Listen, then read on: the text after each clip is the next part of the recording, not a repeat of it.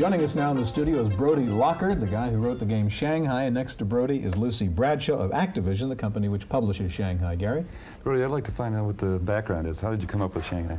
Well, I'd written the game several years ago on a mainframe computer, and I had hoped to port it to a microcomputer, and was a little bit disappointed with the resolution of the graphics available on micros.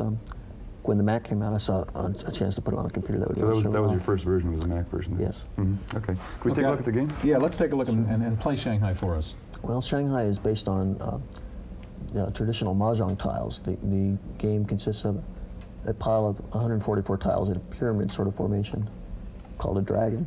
The object of the game is to find matching tiles like this that are free, meaning that they can slide off to the left or the right of the pile. So the top of the pyramid, Brodie, is right in the center of the screen then, huh? Right, that's right.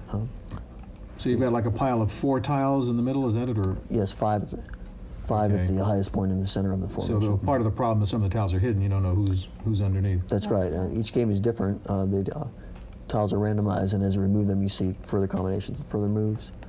Lucy, tell us what you're doing right now. You're playing it. What I'm doing is I'm finding matches and well, don't stop playing. Just tell me what you're doing. Directly match, and I can go up and remove the tile, or I can just double-click on the second one to remove it a little quicker once you become familiar with the game. Okay. And for people who don't know Mahjong, they're kind of suits, right? I mean, there's dots and bamboo and you have information on the tiles if you'd like to get exactly what they are and how they match.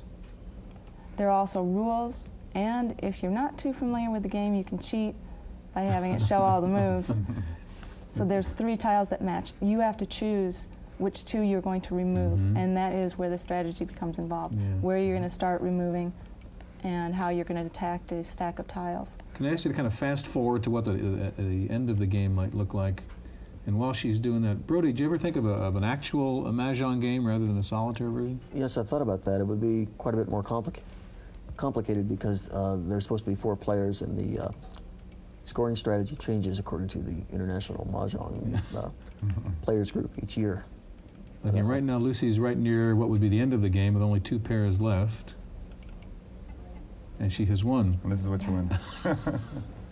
And what now you get some sort of reward. Oh, there's the reward for winning the game. Yep, you've beaten the dragon.